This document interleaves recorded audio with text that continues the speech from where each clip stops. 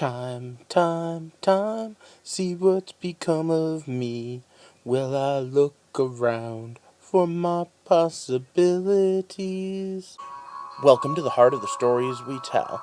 My name is Rob, and tonight I will be reviewing tonight's episode of Legends of Tomorrow. And I was so hard to please, because I'm a huge fan of the 80s, unlike Heatwave anyway. Calling young Martinstein Marty and having Jax ask him if he just Doc Browned him was a hysterical throwback to the 80s. The Miami Vice outfits, well, just all the outfits, the shoulder pad jokes, all of it just was a great nostalgia feel, and is probably one of the best uses of time travel I've seen with such an easy going budget, because, I mean, let's be honest, that stuff isn't too rare. All in all, this was a great episode, and one that I loved for many reasons.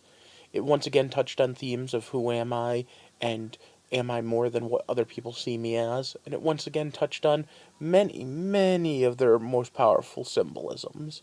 Except this time they did a lot more right than usual. This might be the best episode yet, and after the last 2 weeks' debacles in multiple ways, I was very happy to see it.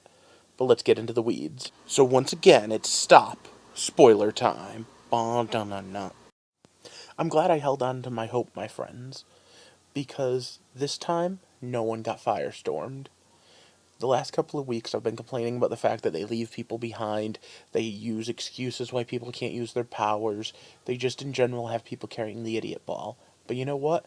This week they walked into the White House like a true superhero team, all together. Hell, they added Obsidian from the Justice Society. Now I know why they had such an old actor playing him, so he could be demasked in this episode instead of way back when.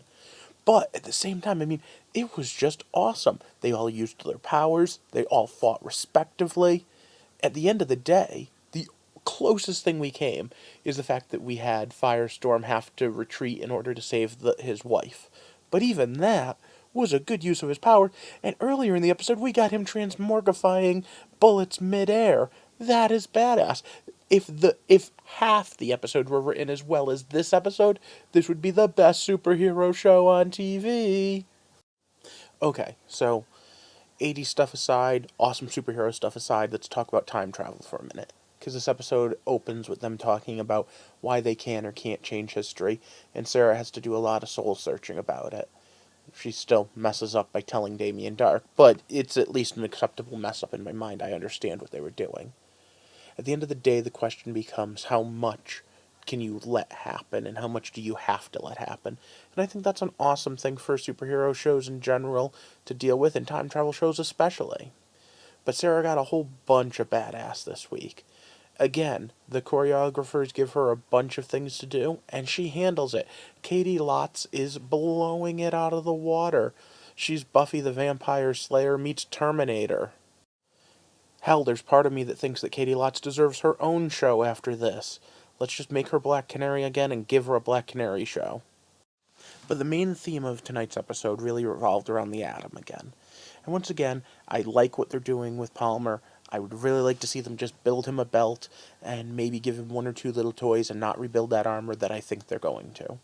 However, his whole, well, who am I? Who have I grown to become? What am I going to do? And you know what? He's still a hero. Because a hero is someone that comes and rises above. And he totally has done that. Also, him and Heatwave are a great comic duo. But for now, let's just switch terms to the other theme. And that is love and loss. Obsidian talks about it a lot.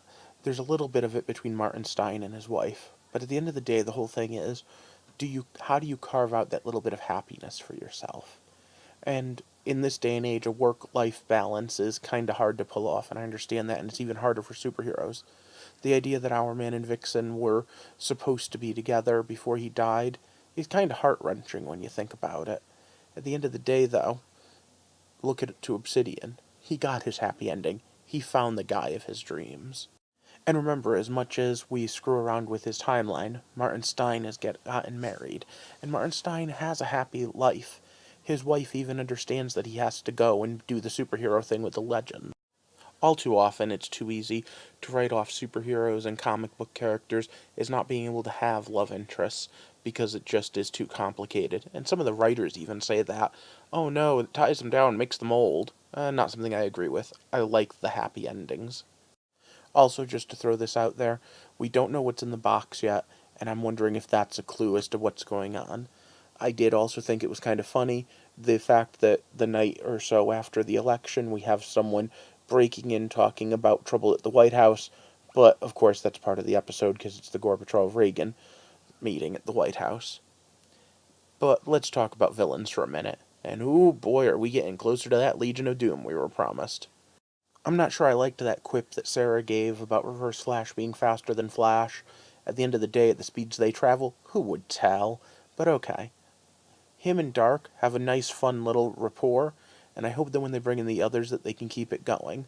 Overall, one of the things that we really need to focus on in shows like this are the villains. Good villains make good heroes, and I'm holding out a lot of hope for this Legion of Doom. But like I said, this episode overall was great. What did you guys think? As the seasons change with the scenery, are they weaving time in a tapestry? Alright, I'll stop now, sorry. 80s nostalgia just got to me. Leave a comment down below and let me know what you think. So for now, I need you to like, subscribe, and share this video so that we can grow this community, and then join me back here next time as we take a walk through the heart of the stories we tell. Thanks for watching.